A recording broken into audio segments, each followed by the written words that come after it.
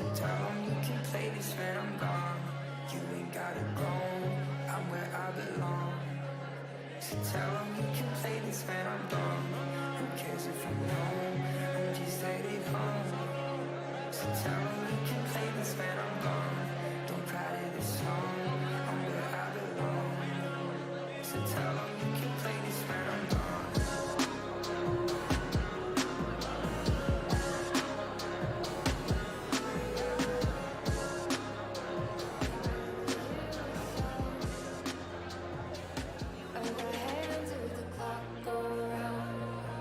Misery, calm down.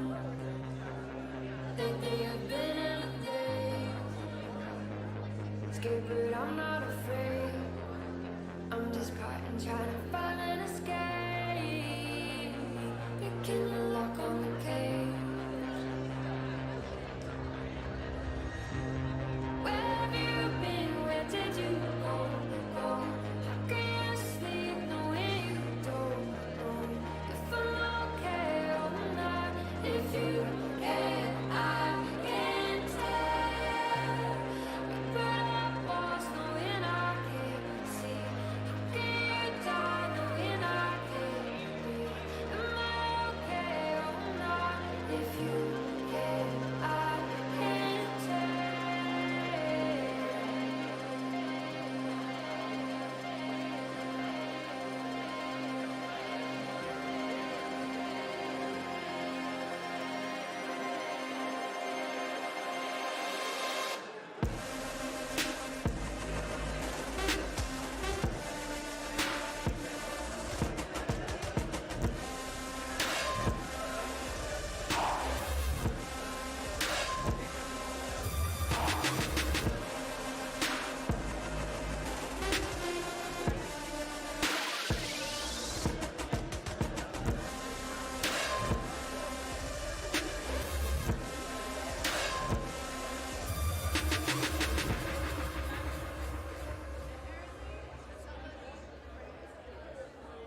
Do you know how it feels? Question that I answer myself. I'm standing here in amazement. You really showed me yourself, making it hard to engage. There's nothing left to say. Instances that you can't erase, wasting away. Where have you been? Where did you go? How can you sleep knowing you don't know if I'm okay or not? If you can, I can tell. You put up walls knowing I can't see. How can you die knowing I can't breathe? Am I okay or not?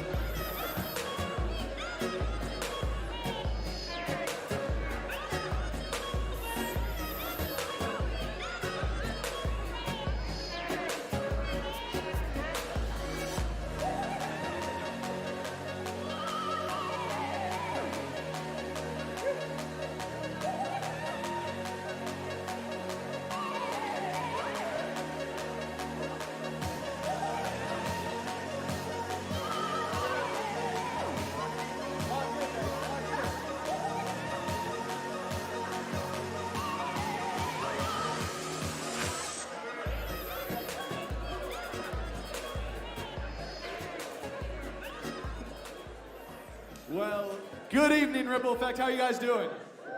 How many of you guys went to the night of worship? Good number of you guys? That's awesome. It was awesome to get to see you guys in there. I was sitting in the back behind all of you, just watching like a creeper. And, no, I'm joking, but like, sort of. But in all seriousness, it really is awesome to get to worship alongside of you guys, especially with our church. Like, that's a big deal that we don't just do our high school thing over here, but instead that we get to be in the room with the rest of the church and worship together. So I'm glad you guys were there.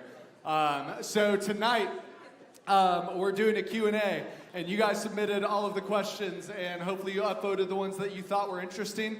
We're about to shut it off here in a second. We're going to take that QR code down, but this is going to be all about relationships, and the reason why we do Q&As is because we think one of our values is discovery, and that just means that we don't want to just tell you what to think. We want you to wrestle it out for yourself, and we want to help you learn how to think instead of just telling you what to think.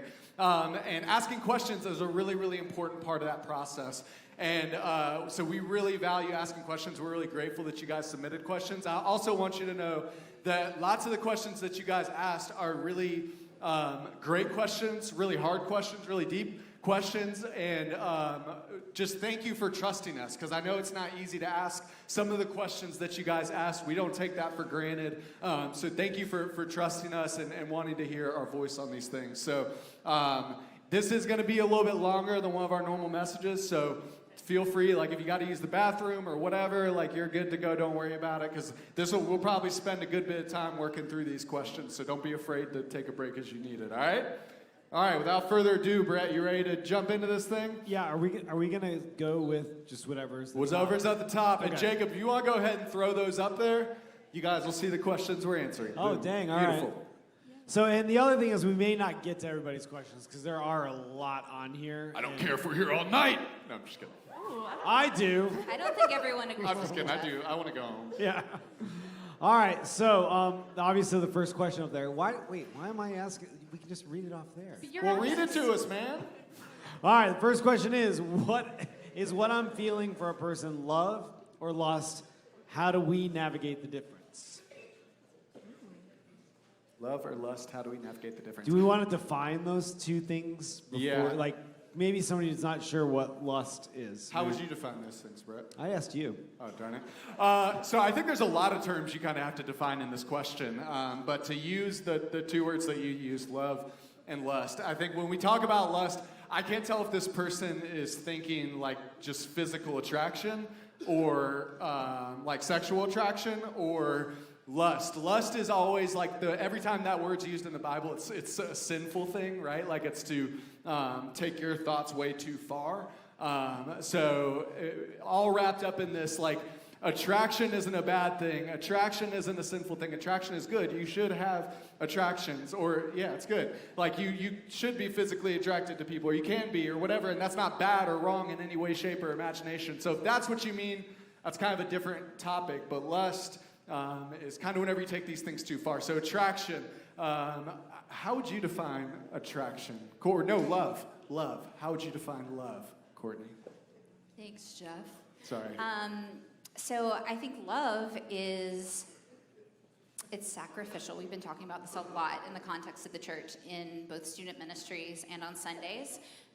But I mean, I think Mike's message is love is a force that breathes life and worth into the life of another. And so that's very different than, say, lust. Sure. When I think just instinctively answering this question, the two words, I think lust typically pushes towards self-gratification and getting something for yourself. And love, on the other side, is completely sacrificial. It actually considers another and pours into another. And so I think that's a really clear distinction between love and lust. I think love and affection, like physical attraction, could push us to either, to be honest. because if that's the basis of the question. Yeah, and especially if it's like physical, like if you're trying to figure out like, oh, is my physical attraction to this person love or is it lust? I think sometimes we get love messed up and we Yeah. think it's like just this feeling that we have, like you fall in and out of love. But Scripture makes it really clear: love is not something that happens accidentally. It's not something that happens to us. Like love is an action that we decide to take. I'm choosing to love you. Does that come with feelings?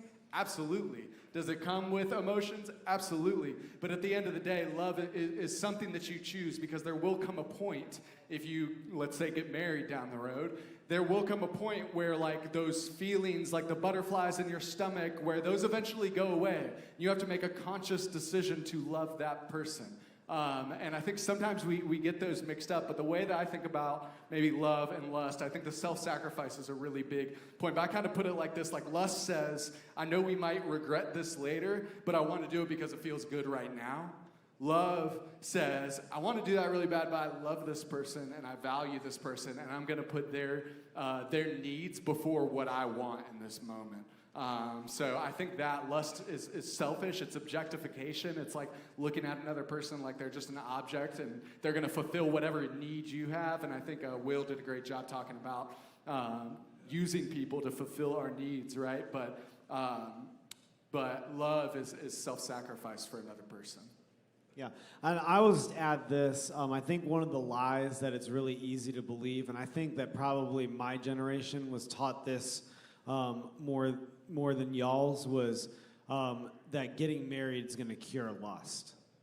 And the truth is that getting married does not cure your desire to like fulfill needs outside of the design that God has created you for.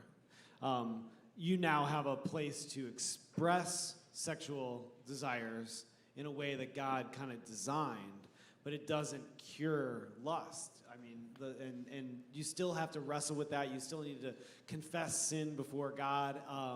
And yeah, Can you be a little more explicit there whenever you're talking about it's not going to make these yeah, desires so go away? so just because I'm married doesn't mean that I'm not going to have desires that are, how do I say this? I mean, I'm still going to want to satisfy sexual desires in a way that's not healthy for me. Right. And just because I have a wife doesn't mean that that gets cured. The only thing that cures our lust is confessing it, and to God, confessing it to others, and being in an environment where somebody's going to help you. You have community around you that's going to help you deal with those desires in a healthy way. Yeah. Caroline, what are you going to say? I was going to say that something that like I mentioned in my message a couple weeks ago about like lust and love, I said that a lot of us often mistake lust for love. And what I mean by that is a lot of us think that, oh, this person is physically attracted to me, that must mean they love me. And unfortunately, friends, that's not true. Unfortunately, sometimes when people lust after you, that doesn't mean that they want to date you. That doesn't mean that they want to marry. Because of lust is this thing that is selfish and that we use to kind of get what we want. That's not God honoring. And so when you think about that and you think, okay, this person must like me because they're willing to have sex with me, or they're willing to do the things that I want them to do, they must be in love with me. And I think a lot of times we get that confused, and that's heartbreaking. It is a gut-wrenching feeling when that is the case. But I think it's important to know that that's not always God honoring. Yeah, and I do think there's like this fine line between like sexual attraction, or maybe it's not fine, but like it's a line between sexual attraction and lust, right? Like just because you are sexually attracted to someone does not mean you are lusting after them. That's not sinful in and of itself, right? It's what do you do with those thoughts and desires? Do you play the tape all the way through and imagine all of these things and, oh, do you know what I would do to them, da-da-da-da-da-da-da? Like do I fantasize and like focus on it or do all the things? Or do I look at someone and go, oh, wow, they're really beautiful? And sometimes I think in the church we make it seem like it's a sin to find someone attractive or beautiful or handsome or whatever, and that's not the case. God designed us like that, right? That's a good thing. It's what do you do with those desires and Yeah, attractions. sexual desires are actually given to us by God. Yep. I think we need to be clear. Like that is something that has been put inside of you by God, and you just got to pay attention to when does it cross that line to what Jeff's describing as lust. So, good. all right. So we did go through this afternoon. We had read through a lot of the questions that had been submitted at that time, and this one got bumped up a lot higher than we realized. It was a little bit lower. So this is something you guys are interested in, which is great. That's the beauty of Slido, is it does allow you guys to kind of dictate. So Thanks, Slido. yeah, thanks, Slido. So how can I tell if this person is from God? I prayed for someone. Oh, it just got switched. It's Whoa, it just got bumped to the top. We need to turn this off. That's Jacob. He's highlighting. Oh, Sorry, okay. it's I'm like, You really good freaked job. us Thanks, out. Jacob. I'm like, all right. We're cool. So We got He said, this. cut the cameras. how can I tell if this person is from God? I prayed for someone with the same qualities, but I'm still unsure. We actually kind of wrestled with this We question. did. We We were had a reading over, debate in our because we office. kind of saw it one way, and I feel like the two of them kind of saw it a different way. Why? I wonder why that Why- might I don't be. know. Why don't you guys? Huh. Why Anybody don't you guess? guys answer it the way that you guys heard it, Yeah. and then we'll answer it the The way way, that yeah. we heard it. Let's do that. So when Courtney and I were kind of looking at this question that says, how can I tell if this person is from God? So it says, I prayed for someone with the same qualities, but I'm still unsure. And the way that I kind of interpreted this question was, I prayed to God that I want whoever I'm dating to be this way. I want them to look like this. I want them to act like this. I want them to be just like this. And then enter someone that you prayed for. You're like, oh, this boy or this girl fits all the boxes I just asked God for. But I don't actually know that I like them. And so maybe you're confused, thinking, well, I asked God for all of this. He gave it to me. Does this mean I'm supposed to date them? And I think the key thing that could be missing from there is that level of attraction that we were just talking about. It's that level of saying, oh, I'm actually attracted to them. I want to date them. Because, spoiler alert, you're not going to want to date everyone. I mean, you might, but probably not. You're probably not attracted to every person because there's a difference Some of the guys there. are like, oh no. I know. Hear me out, ladies. Like, you're not going to want to date every boy or every girl that walks into your life, even if they're awesome. Because there are a lot of awesome people that might be perfect, but that doesn't mean that they're perfect for you. And only you'll be able to tell that difference, because someone may be able to check all of your hypothetical boxes, and you still are like, but do I want to date them? Like, I don't know. Courtney, what do you have? No, you did great. Okay, well, there you go. Sweet. Yeah. All right, So the way that I heard that question, I think you as well. Okay. Was hold on, how can I tell this person is from? Okay, so I read this like you prayed for someone with these qualities that is this way, whatever, and you have met someone, just like Caroline was saying, that is like that, right? That like fulfills that guy or that girl that fulfills those things that you were looking for in a person, and you like them, but you're trying to discern, oh, is this actually like, do I just like this person, or is this actually the person that God wants me to be with? And we're going to dive into this a little more on another question, so I don't want to go too crazy right now. But I think that's sometimes a misconception that we get, that God has one person for me. And like I said, we'll unpack that more. We'll unpack that a little bit more later. But I think lots of times whenever it comes to dating, the question that we should be asking is it wise? Like, is it wise for me to enter into a relationship with this person? Not just, did God send them down to me from the heavens? Because I just think it is really, really easy to trick yourself into thinking that, and then 7 months, 8 months, 9 months down the road, you're like, oh, I was wrong, sorry. And I mean, that type of thinking it's led to divorces, it's led to affairs, it's led to all sorts of stuff, that God has this one specific person for you, so you better not get it wrong. So I think maybe a better question to ask, instead of, did God send me this specific person, is it wise for me to enter into a relationship with this person? Because ultimately, no one is ever going to be perfect for you. That's not the point. It's not the point that you enter into a relationship with someone and they're easy for you to date and they make things so great, and whenever you get married someday, you're never going to fight. Like, that's like almost the opposite of the point in some ways, because the person that you're in relationship with, like, they are supposed to, especially when you're married, like that is a shaping force in your life, right? Like, I don't know if my wife's in here right now, I know she's coming, but like, she's incredibly different from me in so many ways, and we wrestle through so much different stuff, but ultimately we shape each other in that. God uses us to shape each other, and we fight all the time, right? Like, we have all sorts of conflicts, but at the end of the day, like, that fighting and that wrestling is really, really beautiful, and it grows both of us in incredible ways. So, sorry, I rambled, okay. but Is there any way we can take the question at the bottom off? These 9th grade boys right here cannot handle themselves with the fact that that is up there. I don't know if there's a way to change what that looks like, but I was like, what are they laughing at? And I turned around and I'm like, oh, okay. So, yeah, I know, I saw. All right, next question though on this is like the big question. I know, we talked a lot about this one. What should the physical boundaries be in dating relationships? This is the classic question, how far is too far? this is a quick answer. It's no eye contact before marriage. That's right. Okay, we're done. Everybody leave. What else would it be? Great. Who wants to take that first? I'll start. I feel like this is a question that's really can be asked really honest, because you are honestly wanting to honor God in your dating relationship. You're wanting to create physical boundaries that actually help protect and preserve and honor God in the way that you physically interact with your boyfriend or girlfriend, right? That's one way that you can look at this question. I think another way is you ask this question because you want to set a boundary that includes everything that it possibly can except what it can't. Do you see the difference? It's two very different ways to ask this question. And I think when it comes to boundaries and when it comes to our sexuality and sexual expression, God has been pretty clear about that in Scripture, about sexual immorality. And culture, on the other hand, is very, very different. And so I feel like we find ourselves like, what the heck do I do? I mean, there's not a TV show that exists where teenagers aren't having sex with each other that are dating, right? It's just what you see. It's the current that you swim in. And so honestly, as I was just thinking about this, like, to actually honor God and trust what He has said is best.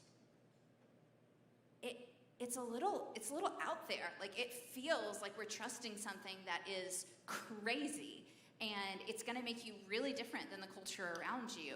So I guess the reason why I'm saying that is because to answer the question, how far is too far? Well, I can't literally tell you that. Like, I don't know exactly what you're asking, but what I do know is, like, even making out with your boyfriend or girlfriend, like, that's something that is an instigator of all kinds of things. And because you are human beings and you are teenagers that have sexual desires, I know that that quickly, like, leads you to the next step.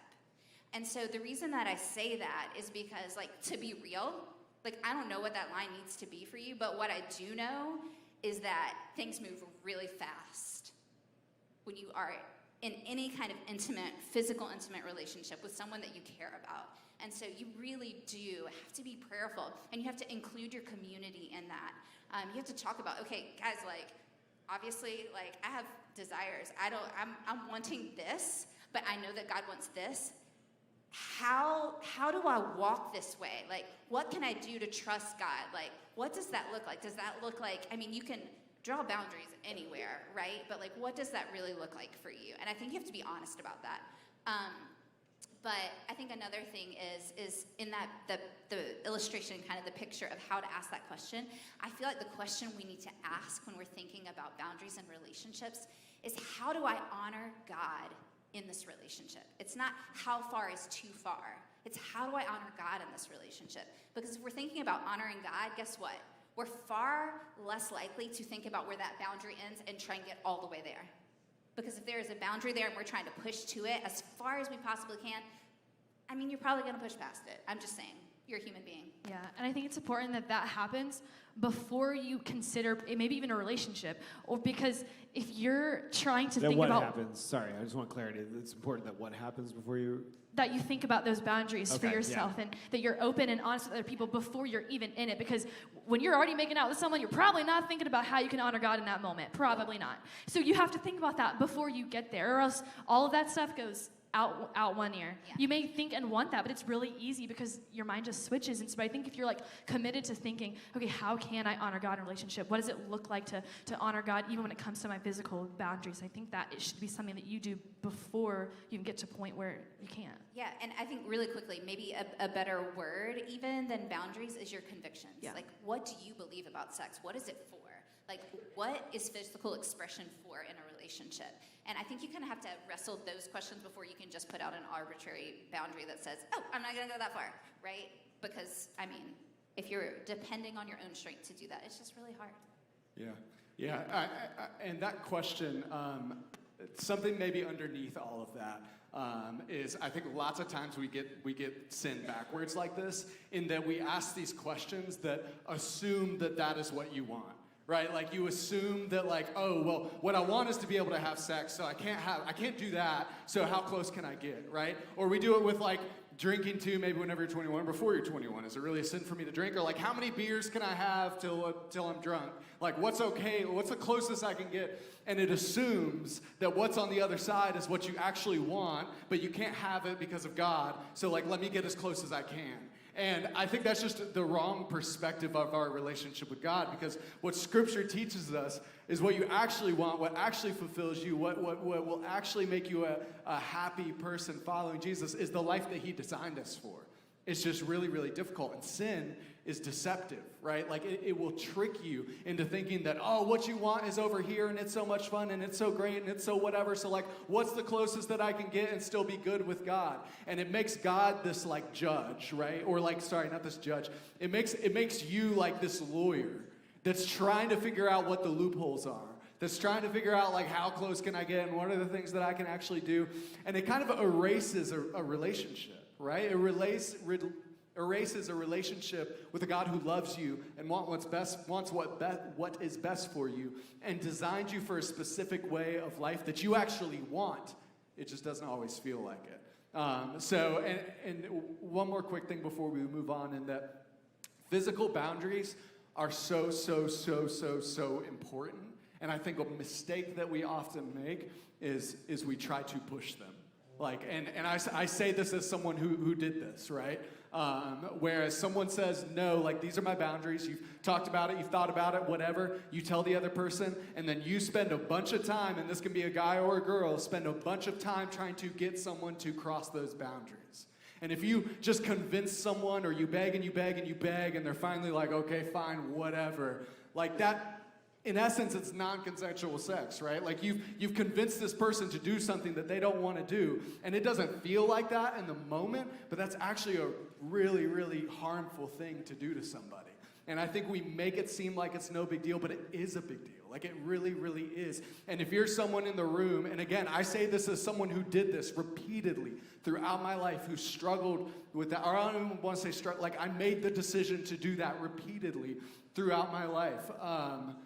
Whenever you do that, it devalues the other person. It leaves you with all sorts of regret. And if that's you, like you can't help but do that every single time you're in the room with someone alone, then you're probably not in a place where you're mature enough to be dating. If a guy or a girl tells you no and you can't help but push, then you should probably step back from dating for a little bit and until you mature in that area, so that you don't do something you regret. And I say that as someone who did a terrible, horrible job of that and has a lot of deep, real regrets, not just because of like how I feel or whatever, but because of what I did to other people. So sorry. Yeah, it's okay. Well, this is actually a great next question because it deals with the too far. What if I've already been too far in a relationship? How do I fix it? And am I actually forgiven? It's a great question. Who's up? I think I'm up. Well, I think if you're in this room and you ask that question, my guess is that you're probably hurting and that you probably have some level of shame or guilt that you're experiencing. And the one thing I know about shame is that what it does is it pushes you away from God. It tells you, I have to fix this in my own strength. Like I have to make it right with God to be accepted by Him. And that's just not true. That's not who Jesus is, and that's not why Jesus came. So you can't fix it. And that's not bad news. That's actually the best news that I could possibly give you right now in this room. Because you can't fix what is lost, but God can redeem what is broken. And that is a really important thing to remember. Because if you have misstepped, if you have regret, if you have regret that something has been done to you that you didn't even welcome, God forgives us, and his grace is abundant. Like, that is who Jesus is. And sorry, not to interrupt you, Yeah. Courtney, but just to add on that, like if you were abused or someone made you do something that you didn't want, it's not even that you need to be forgiven. No. Like that's the other person's sin, Sure. not yours. If someone forced you or made you or Absolutely. abused you in some way or made you do something that you didn't want to do, it's not you that needs forgiveness in that situation. You bear no responsibility in that. That's on the other person. And what you're saying is But true of all yes, sin, right, Courtney? and that and that feeling, like that feeling of shame, what it does is it alienates us from God. And so what I want to encourage you to is to run to him with that, to confess that, to bring it before him, to receive from him, and don't try to fix, to receive from him. And that's, I think, the foundation of how you actually enter into that space. I can't remember the whole question. Sorry, I gotta look at this. Can I be fixed? What was What it? what if I've already been too far in a relationship? How do I fix it, Oh. and am I actually forgiven? Right. And I guess just like practically speaking, say you're dating someone right now. You're in a relationship. Y'all pushed boundaries. You've gone too far. You really like this person a lot. You want to continue to date this person. I think there is a way to dial back where you've been, but you can't do it alone, is the thing that I would say. I would say it's going to take a mutual respect of one another and a conversation where you are both on board. If both of you aren't, you need to get out. Like, seriously. You're not going to go in the same direction if you're both wanting different things. You're going to continue to hurt yourself and grieve that spot in your heart that already feels like a place of tension, right? And so I would say, but if you are both on the same page and are wanting to pursue honoring God, like sexual integrity is something that we can step in at any point. And that really is using our bodies and our attitudes and our thoughts and our actions, our choices to honor God and to trust him and walk in his ways in it. And you can do that at any point, no matter where you've been, no matter where you are. And so, yes, that is possible. So is it possible to fix the relationship? I do think you can make progress in a direction to being faithful to God physically in a relationship, even if you've blown it. But again, I think you have to bring community in that too, not just talk about it amongst yourselves, but you have to have accountability because there's going to be a natural drift. And just because you've done something in a relationship, that's not license or a good reason to continue Continue doing it if your convictions are telling you otherwise. Yeah, and I think it's important to, because like you're saying, you want to enter into that with people, with the person that you're dating, and that means having a conversation. And that is really hard, because who wants to sit there and tell someone your intimate and vulnerable feelings? Probably almost none of us, because that is scary, because that puts us out there. And when you do that, you have a risk of losing something that you really, really love. And that is also really scary. And that comes back to kind of, when we talk about dating, is this risk, right? Because you have this risk of losing something that you want so, so badly. And so when you do that, though, but you have to have hard conversations, because at the end of the day, you're not winning either, because you're also giving up something that maybe you don't want to give up. And so it's like, it's a lose-lose if you're not willing to talk about it. But it feels better to sit there in the unknown and push the boundaries, but you're still not feeling better. And so you do have to have hard conversations, and I promise, knowing and it not ending the way you want is better than sitting in the hurt you're feeling now. All right, I'm gonna actually break a Slido rule. I'm gonna find a question. There's a question a little lower that relates to this, and I think is a practical question to ask. It says, oh gosh, I just turned it and it went away because I went landscape. Okay, here it is. What is the best way to handle someone who pushed your boundaries but is guilt tripping you to stay? I'm guessing guilt tripping you to stay in the relationship. So you have boundaries, and yeah, he bumped into the top. They crossed your boundaries and they're making you feel Yeah, bad about like breaking how do up you with them or handle whatever. someone who pushed you in your boundaries but is guilt tripping you to stay in the relationship? I mean, break up with them. I mean, honestly, like seriously, like if that's how someone's treating you in a relationship and that's how you feel, then they're probably not the right person for you. And what's the principle? What's the principle behind that?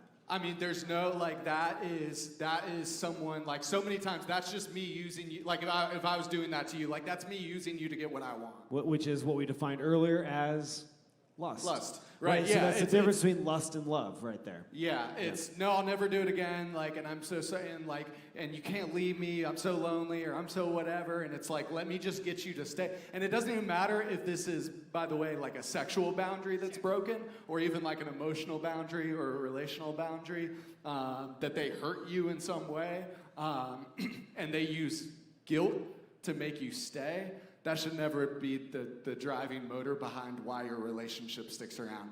Now, like, if they cross a boundary with you and they are genuinely apologetic and genuinely I'll use the word repentive, right? Then I think that's... Define repentant opposed to an apology. What's the difference? They recognize it as sin and as wrong, and they're trying to turn from that way and follow God. And that's genuine. You sense that that's genuine. That's a different conversation. Then I'm just being manipulative, right, is the best word for the other way around. Is I'm just manipulating you into getting what I want and making you feel bad, not because I love you and think you're so great, but just because that's what I want. And you make me feel good, so that's what I'm going to do. So I don't mean to be harsh, but but I mean, that's anytime there's like manipulation like that. It's just not mutual respect. I was going to say it's not respectful at all. Okay. Awesome. All right, we're going to go back into the Slido rules and go with the top upvoted one, which is, how do I know when I'm ready or when it's time to pursue a godly relationship? And I love the fact that whoever wrote this put in, like, hey, when I know I'm ready to pursue a relationship that honors God, how do I know when I'm ready to do that? And there was another question that's really similar to that. Yeah, Wasn't there's a there, couple Brett? that are like that, yeah. Okay.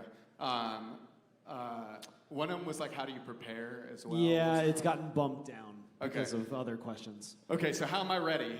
How do I know whenever I'm ready to be in a godly Yeah, how do I know when I'm relationship? ready? Yes, Yeah, Jeff, that's how do good. you know? I don't. No. I think that's the right answer. No. Yeah, I think I do think that's true. Like, there's going to be a level of it that you're not going to know what you're getting yourself into before you get yourself into it. But I think something that we've said a lot, and I can't remember exactly how we worded it, but focus more on who you're becoming than who you're trying to find. Right? So, like, pay attention to who you're becoming and how you're growing as a human being and how you're following Jesus and becoming more like him, more than you're just paying attention to, like, finding the right person. And I think maturity is a really, really important conversation in this, right? Like, have you established some sort of spiritual, emotional, mental maturity in your life? Because relationships, we make it seem like they're no big deal and just fun, but, like, how many people in here have been hurt by a relationship deeply? By a romantic relationship, right? Hello. Like, lots of us. Some of us won't raise our hands, but like, they have so much potential. I think the example we used in our series is like, if marriage is like this beautiful chasm that you're looking out at, dating is like sticking your foot out over the cliff, right? And it's something that is so different in our culture that in biblical times, they didn't have this, right? Like, it was either you were single or you were married or betrothed to somebody in some way, shape, or form. You didn't get to pick that person. So dating is like this extra step in between that's like, I'm sticking my foot out over the ledge and seeing if this is the bridge that I'm supposed to walk across. And the further you walk out on that bridge, the more potential you have to get hurt. So I don't say that to like make dating scary. I don't think it is or should be or whatever. But it does have a weight to it. So are you self-sacrificially loving other people more than yourself right now? Like your friends and the people in your family? Or are you being selfish towards them and manipulative towards them? Maybe those are some of the questions that I would ask. I have a quick aside, and the question was, how do I know if I'm ready for a godly relationship? And I feel like this is a no-brainer, but honestly, if you're hopeful to have a godly relationship, you have to have an active relationship with God. And I know that sounds stupid to like say, but a lot of times we hope for something like beautiful and like what we want, but we aren't willing to do the work right now. And you've got to walk with God if you want to have a godly relationship. Like, that's just not going to happen magically somehow because you want it and you will it to happen. Like, it's going to take work. So what I want to say is walk with God. Like, if you want to have a godly relationship, walk with God. Yeah. And following Jesus requires something of you. And dating someone also requires something of you. Because when you are pursuing a relationship with Jesus, like, that does require work, that does require effort and energy. And so does loving someone else. You have to give someone else your time, your effort, and your energy. And so if you're not ready to to do that for someone, to give someone your love and your attention and your energy, like self-sacrificially, then maybe you don't want to date someone. It's something that Mike even mentioned this morning that I think was really cool. He said, when talking about your relationship with Jesus, is what is required of me, and am I willing to do that? Will it be worth it? And that comes to your relationship with Jesus, but also your relationship with other people. Yep. And sorry, in between on that, I'm sorry. I know I said 2 people every question. I'm the worst.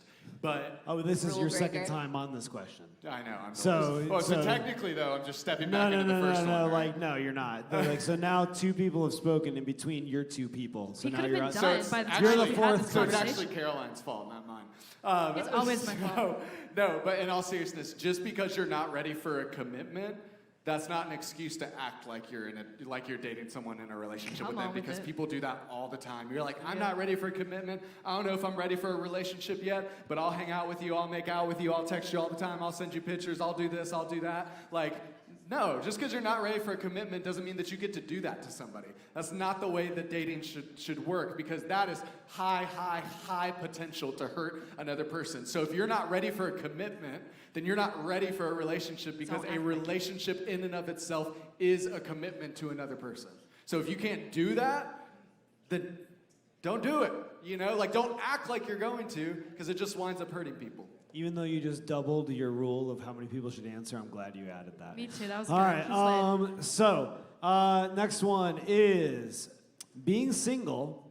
How can I protect my mind and heart against thoughts and feelings that come from attraction, so I can be ready for who God is preparing for me?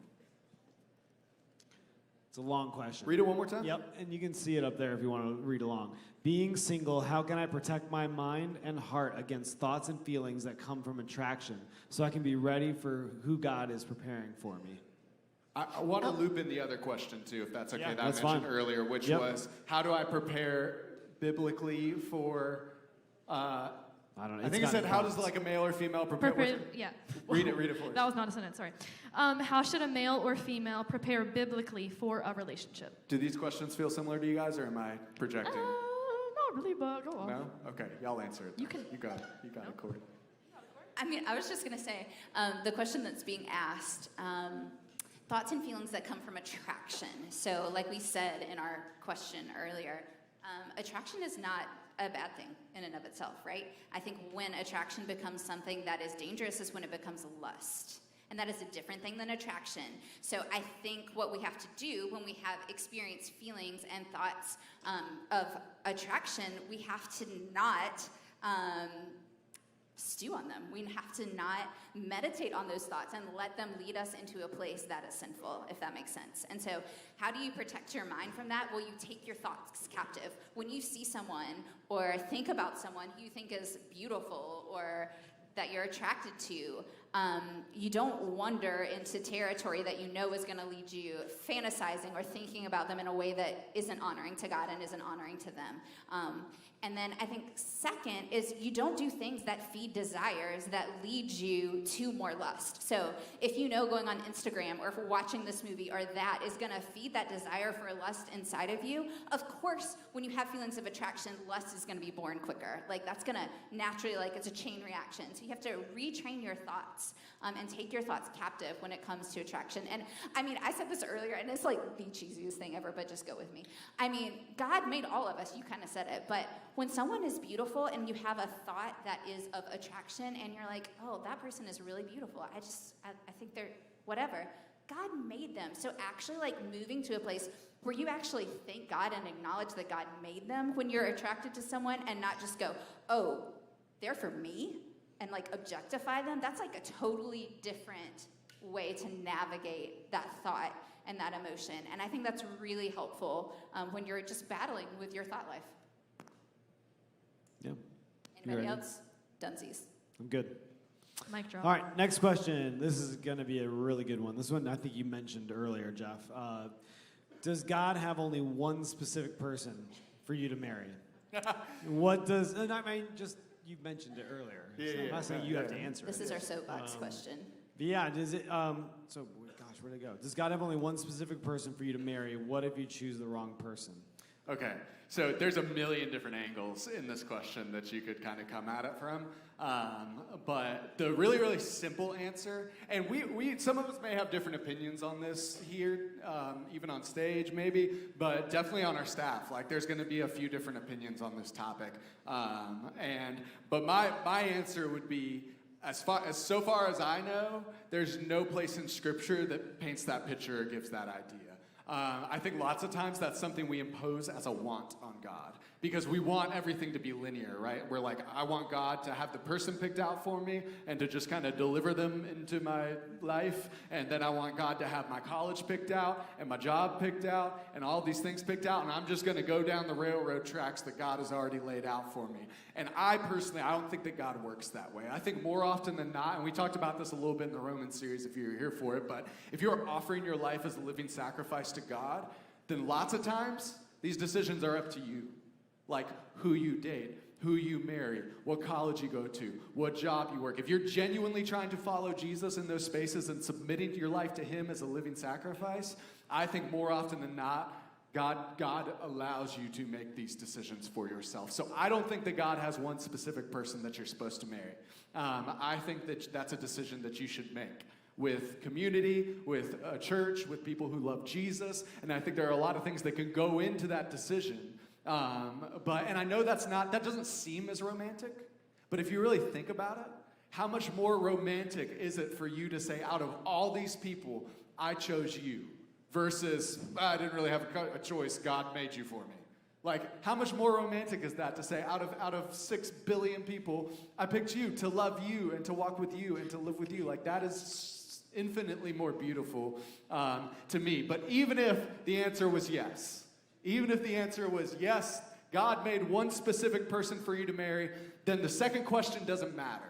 Meaning that if God made one specific person for you to marry, then you're going to marry that person. You can't pick the wrong person. Because whoever you marry is the person that God made for you to marry. Does that make sense? If God has so planned out your life that's exactly, like God knows exactly what's going to happen and you're going to do that.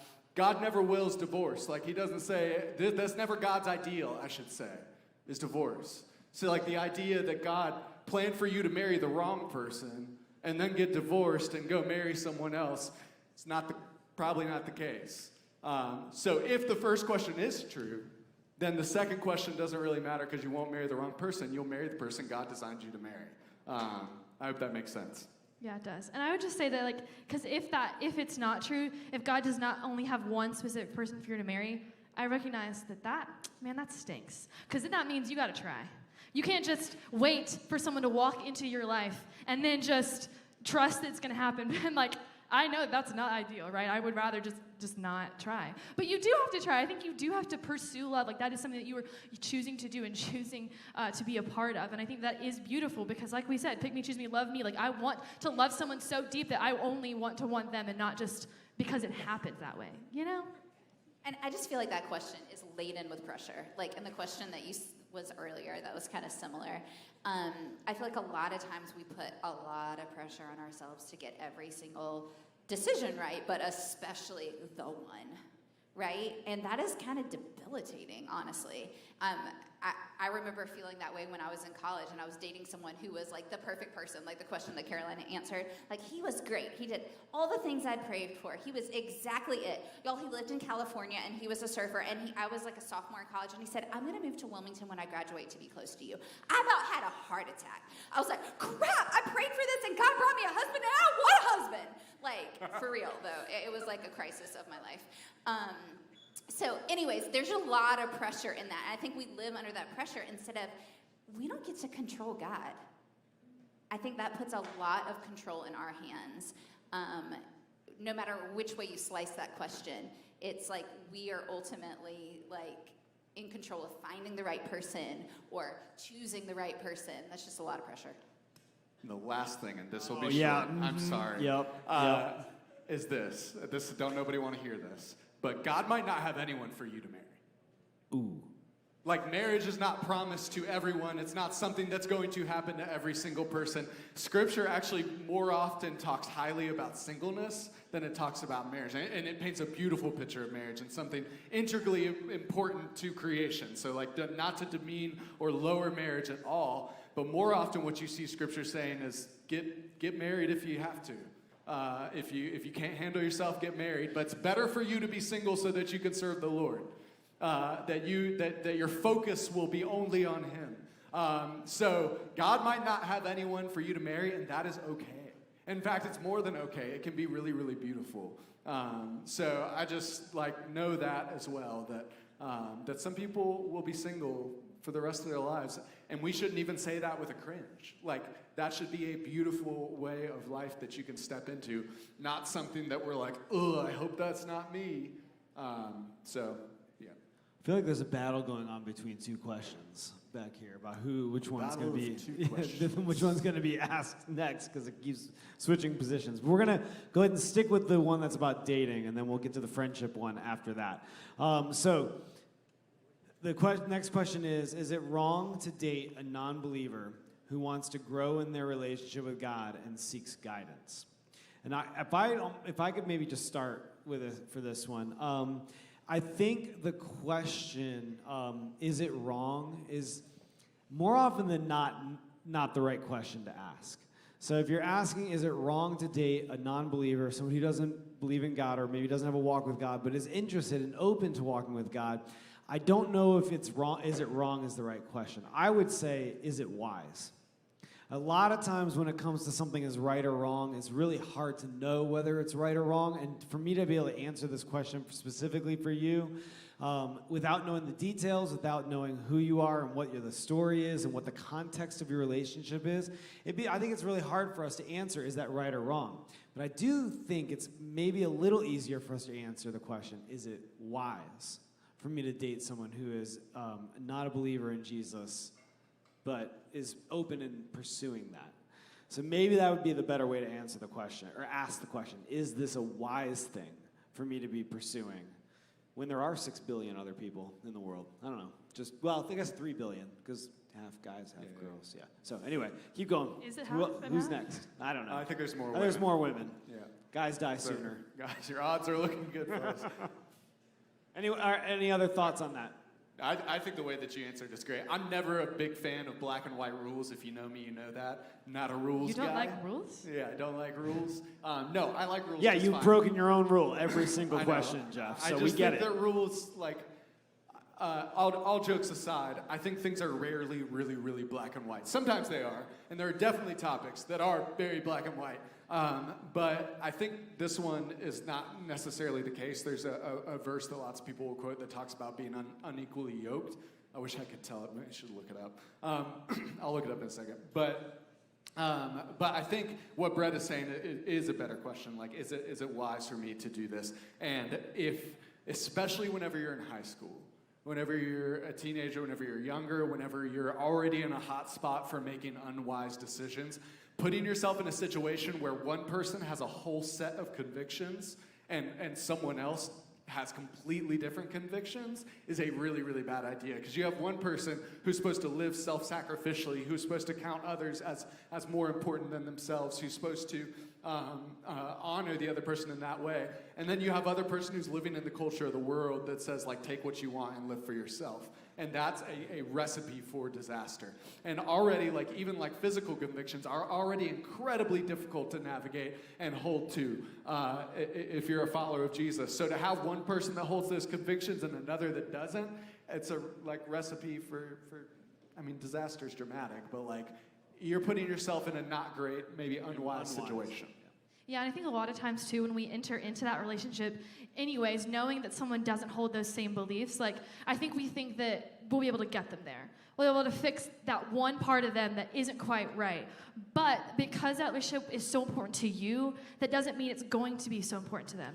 If they love you, I think that it can be, but I also don't think that you should go into a relationship thinking that you're going to be able to fix someone or to be able to bring them to Jesus. I think that's possible, but I don't think that should be your goal necessarily, because I think that, kind of like Jeff's saying, what that does for you, it can lead to you breaking convictions, just being able to compromise things that you shouldn't compromise in your walk with Jesus, just to get something, just to reach that end goal. It's a really effective form of evangelism. Like, what if you just went around dating a bunch of people and like helping them meet Jesus and then breaking up with them and moving on? Yeah. Yeah, that'd Sounds be really like effective. sounds like a life well lived. So, all right.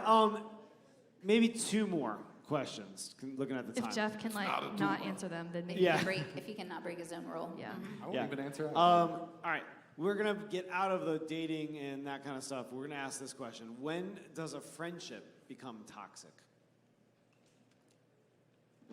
I think a friendship becomes toxic when what you see coming from that relationship is unhealthy.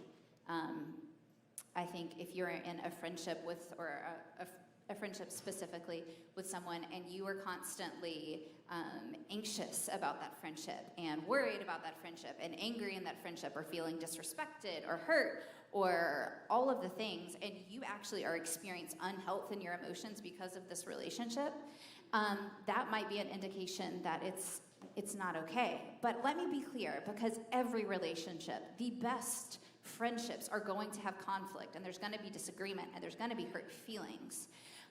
But there's also going to be opportunities for grace and forgiveness, right, and reconciliation. So a friendship that is toxic is one where there is no grace or redemption or reconciliation, where it's constantly, I just think, brokenness and hurt. And typically a toxic relationship, a friendship, is one where you're being used and you feel used. And so I think being aware of that is also really important. Any other thoughts on that one? I guess if your friend is Britney Spears, then it's toxic. Also, no. I'm toxic. You don't even know the words. I don't either, though. That Do sounds you so know the catchy. words? Come on, Carol. That was a great song.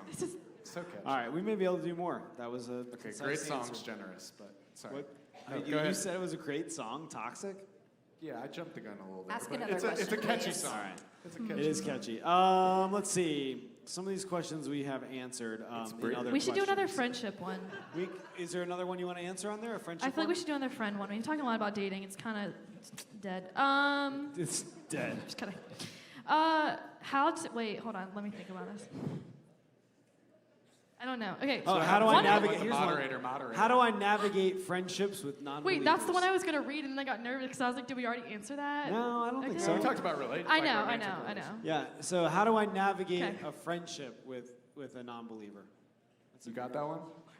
You wanted the answer. Because you read the question. I'm just moderating the conversation. Oh, okay. I mean, I You can go speak for it. into that. You want to speak into it? You go, Jeff. I think friendships with non-believers is one of the most important things you should have in your life. Like, if all your friends are Christian, go make friends with some non-Christian people. And I mean that, right? Like, the way that the relationships that we enter into are incredibly important. And I was joking earlier about, it's an effective form of evangelism. Friendships are Yes. building, and you should never be friends and love a person just so you can get that's not the point. Not to use them as some notch in your belt or whatever, but instead building friendships with people and letting them into your life so they can see how your life is and how you follow Jesus. I think someone who follows Jesus is the most compelling picture of a life that you will ever see. So to let people in to see that is a really, really beautiful way for people to meet Jesus. When you love someone like no one else loves them, when you sacrifice for them like no one else sacrifices for them, and they're trying to figure out why that is, and you're able to say, it's because I follow Jesus, and they're approximate to the way that you live your life, that is a really beautiful thing. So be friends with non-believers. I think it's a worthy question of asking, who's influencing who might be a worthy question of asking. If none of your friends follow Jesus, go make some friends with people who follow Jesus. But you should be asking the question of am I pulling them up or are they dragging me down? I know there's that old youth group example where they're stand up on the chair. What's it easier to do? Yes, it's old and I've done it. And yeah, and I that's all well and good, but I do think we sometimes do the church a disservice whenever we block out every single person who lives differently than us. But if that person is causing you to sin or dragging you down, like you have to be aware of that. And I think it's something to pay attention to, but the hope is that you are surrounded by a circle of people who are following Jesus and keep you accountable and walk alongside of you, and you are friends with people who are not in that circle, no, but they can be influenced by that circle, if that makes sense. Yeah, and I think too, one of my closest friends, we've been friends since my freshman year of college, and she does not come to church. And I used to let that stop me from coming because I was like, oh, well, you're not going to go, so I'm not going to go. Yet once I got rid of that mindset and go, oh no, I can follow Jesus and be in radical pursuit of who he is and who he is for me, and let that influence you and not stop me from something that is so beautiful. And I started coming, and then, but she gets that and understands that and has never once asked me not to go, but I felt that pressure because I wanted to be your friend. I thought that meant I'd do what she did rather than invite her into what I do. So I think there is a balance of saying, okay, like, yes, you can be in close proximity to people that aren't following Jesus, but don't let that stop you from being able to enter into that friendship wholeheartedly yourself, which is someone who is pursuing Jesus or wants to. Yeah, and just along that vein is just also when you're friends with people who don't follow Jesus, don't expect them to have the convictions that you do or to act Period. like they follow Jesus, because that's setting up really a contradiction in loving them, really, is what it is. And so all that to say, I think you have to enter in knowing that and loving them just as they are. It also makes you actually think about what you believe. Yeah, for like sure. anytime I see someone like freak out because I asked a hard question or whatever, what always pops into my head, and this might be unhealthy, I don't know, but Well, it's also the fourth answer to this question. come on, somebody. And we're spirit-led around here. Yeah. No, but like I instantly think, oh, if my question is so offensive to you, you probably haven't thought out this question. Like you probably haven't thought about this, and it's dangerous to you. It's dangerous for me to ask this question. So anytime you're around people who think differently than you and they're poking and prodding what you believe, it forces you to actually think this stuff out and navigate some of these topics in ways that are really helpful and really beautiful. So it is a great way if you want to grow in your faith, go be friends with people who don't believe Jesus.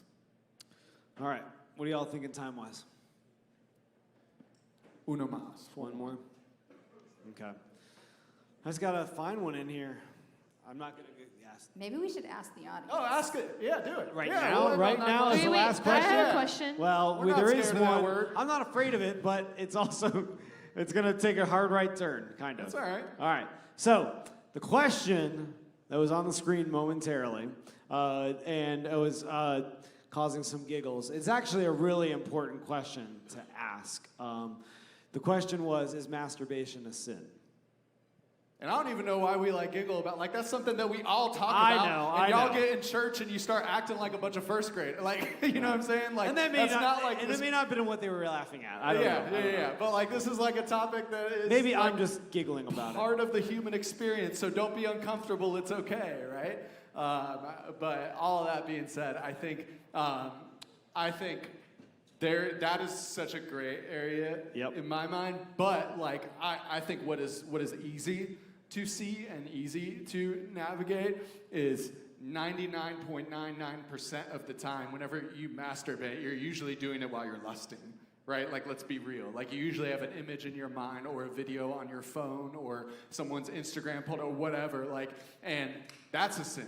You know what I mean? So, if there's some way in the world that, you could masturbate without lusting over someone, I just don't even know that that's possible. Maybe that's just my depraved brain. But I think that's a difficult question that part is an easy question to answer, not difficult. That's an easy question to answer. It's lust is sinful. So if you have to lust in this process, then no, don't do it. That's something that is leading you to sin.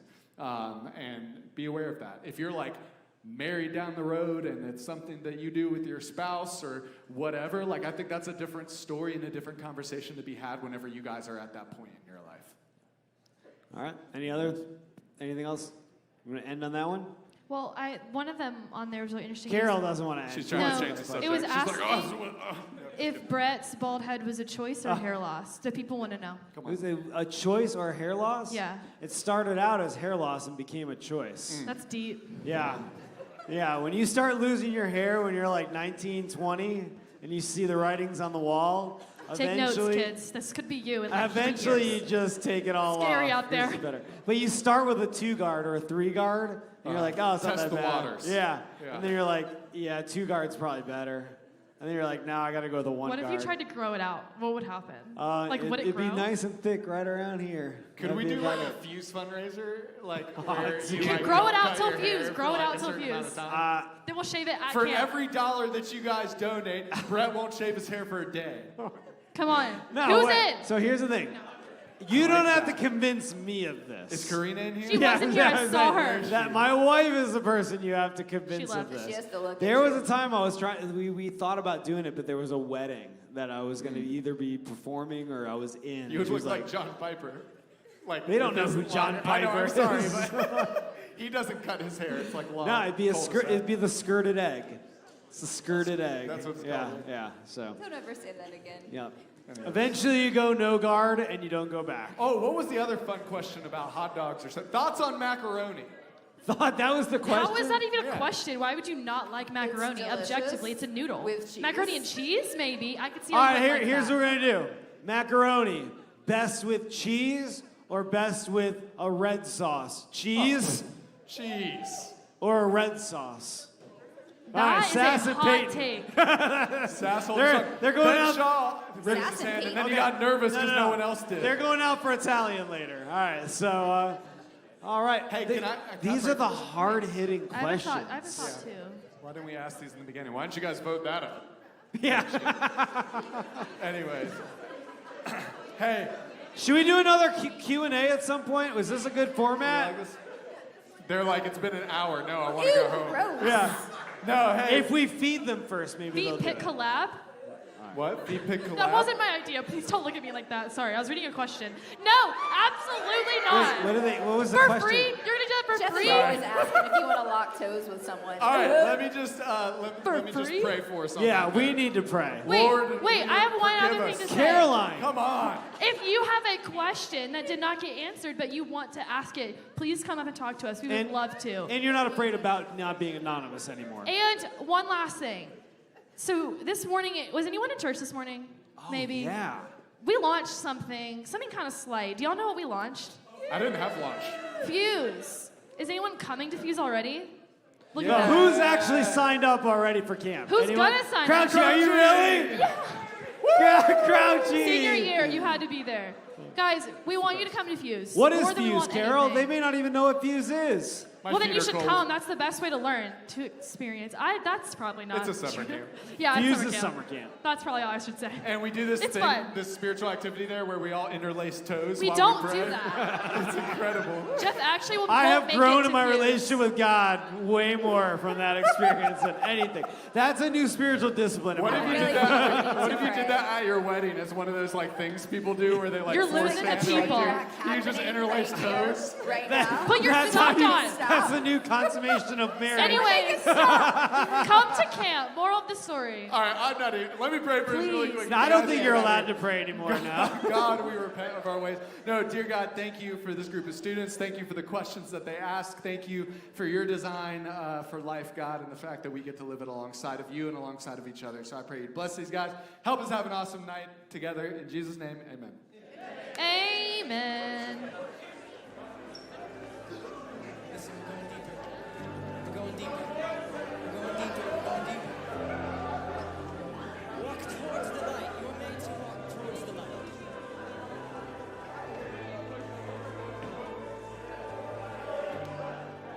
I'm seeing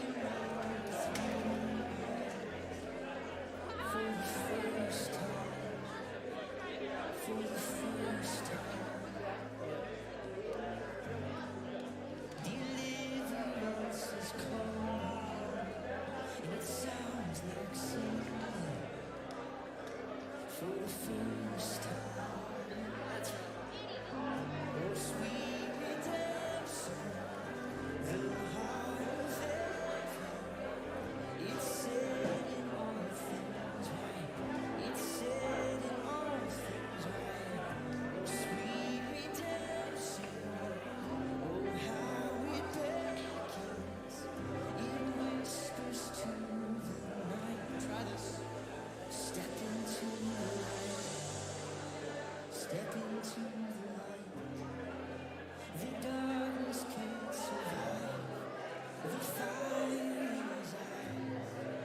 So step into the light.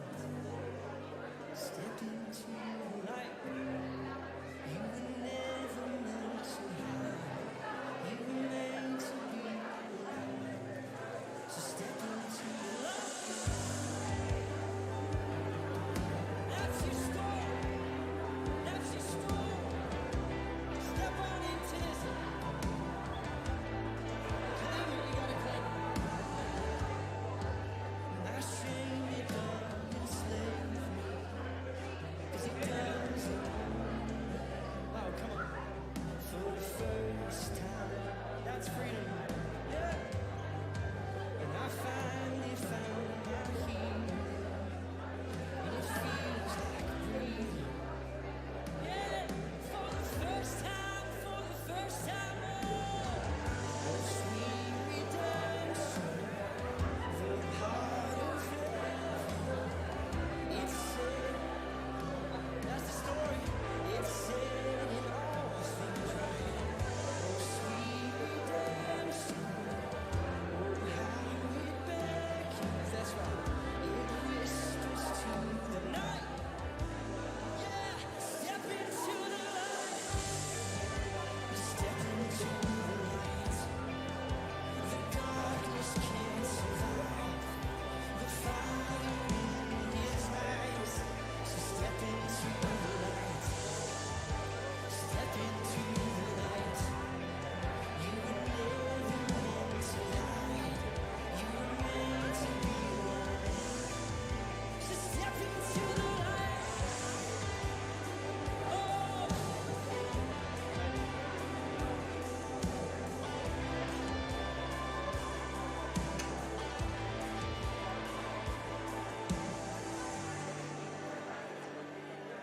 Wake up! Wake up! Wake up! Don't miss it.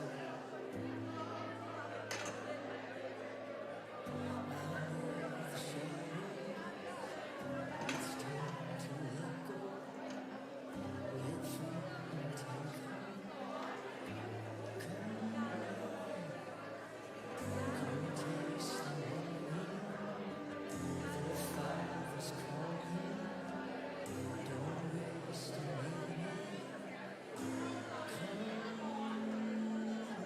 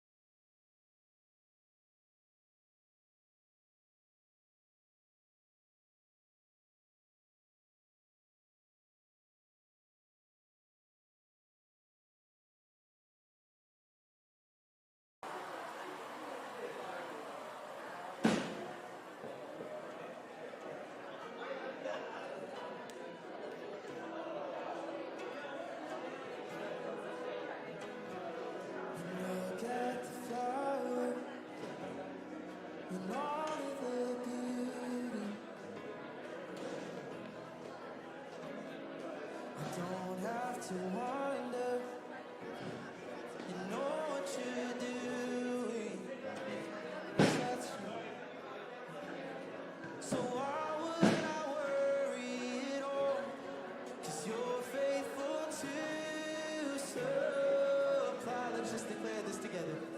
Sing everything I need, everything I need.